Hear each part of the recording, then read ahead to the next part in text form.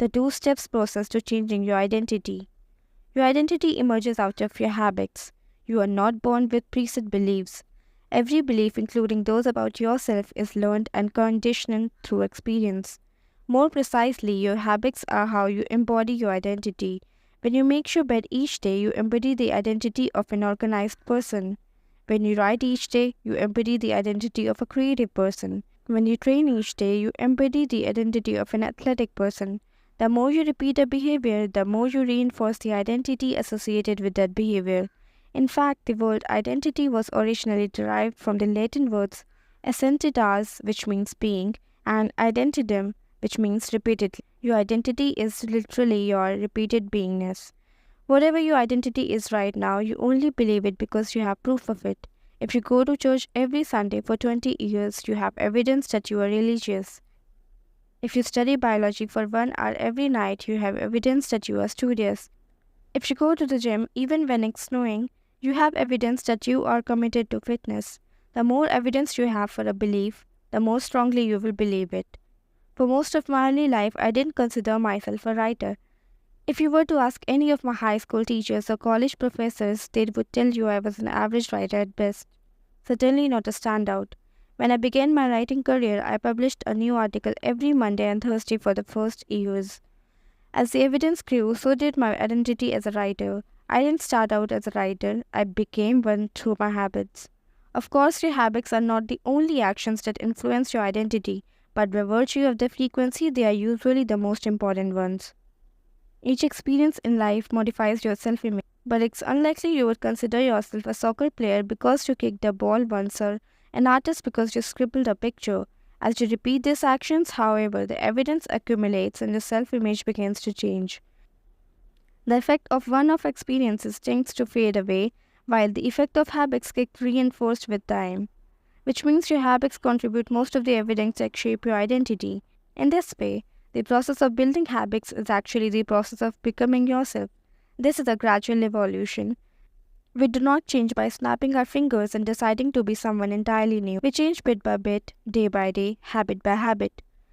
We are continually undergoing microevolution of the self. Each habit is like a suggestion. Hey, maybe this is who I am. If you finish a book, then perhaps you are the type of person who likes reading. If you go to the gym, then perhaps you are the type of person who likes exercise. If you practice playing the guitar, perhaps you are the type of person who likes music. Every action you take is vote for the type of person you wish to become. No single instance will transform your beliefs. But as the works build up, so does the evidence of your new identity. This is one reason why meaningful change does not require radical change. Small habits can make a meaningful difference by providing evidence of a new identity. And if a change is meaningful, it is actually big. That's the paradox of making small improvements. Putting this all together, you can see that habits are the path to changing your identity. The most practical way to change who you are is to change what you do.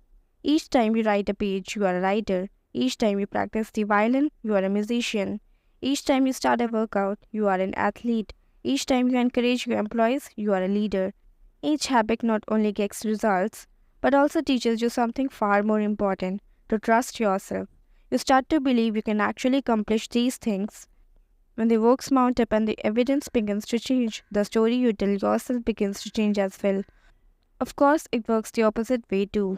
Every time you choose to perform a bad habit, it's a vote for that identity. The good news is that you don't need to be perfect. In an election, there are going to be votes for both sides. You don't need an anonymous vote to win an election. You just need a majority. It doesn't matter if you cast a few votes for bad behavior or an unproductive habit, your goal is simply to win the majority of the time. New identities require new evidence. If you keep casting the same votes you have always cast, you're going to get the same results you have always had. If nothing changes, nothing is going to change. It is a simple two-step process. Decide the type of person who you want to be. Prove it to yourself with small wins. First, decide who you want to be. This holds at any level, as an individual, as a team, as a community, as a nation. What do you want to stand for? What are your principles and values? Who do you wish to become? These are big questions and many people aren't sure where to begin. But they do know what kind of results they want. To get six-pack abs or to feel less anxious or to double their salary. That's fine. Start there and work backward from the results you want to the type of person who could get those results. Ask yourself, who's the type of person that could get the outcome I want? Who's the type of person that could lose 40 pounds? Who's the type of person that could learn a new language?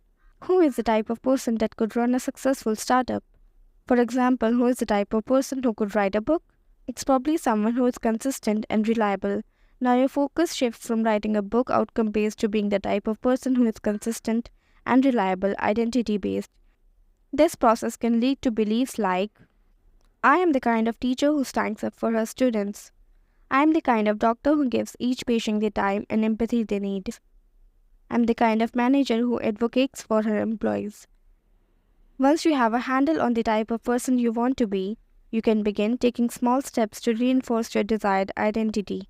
I have a friend who lost over 100 pounds by asking herself, what would a healthy person do? All day long, she would use this question as a guide. Would a healthy person walk or take a cab? Would a healthy person order a burrito or a salad? She figured if she acted like a healthy person long enough, eventually she would become that person. She was right. The concept of identity-based habits is our first introduction to another key theme in this book, feedback loops. Your habits shape your identity and your identity shape your habits. It's a two-way street. The formation of all habits is a feedback loop, a concept we will explore in depth in the next chapter. But it's important to let your values, principles, and identity drive the loop rather than your results.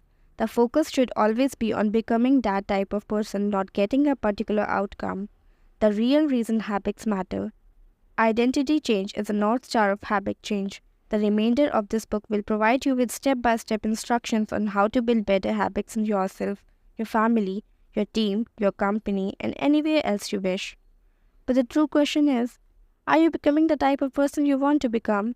The first step is not what or how, but who. You need to know who you want to be, otherwise your quest for change is like a boat without a rudder. And that's why we are starting here. You have the power to change your beliefs about yourself. Your identity is not set in stone. You have a choice in every moment. You can choose the identity you want to reinforce today with the habits you choose today. And this brings us to the deeper purpose of this book and the real reason habits matter. Building better habits isn't about littering your day with life hacks. It's not about flossing one tooth each night and taking a cold shower each morning or wearing the same outfit each day. It's about achieving external measures of success like earning more money, losing weight, or reducing stress. Habits can help you achieve all of these things, but fundamentally they are not about having something. They are about becoming someone. Ultimately, your habits matter because they help you become the type of person you wish to be. They are the channel through which you develop your deepest beliefs about yourself. Quite literally, you become your habits. Next chapter is How to Build Better Habits in 4 Simple Steps.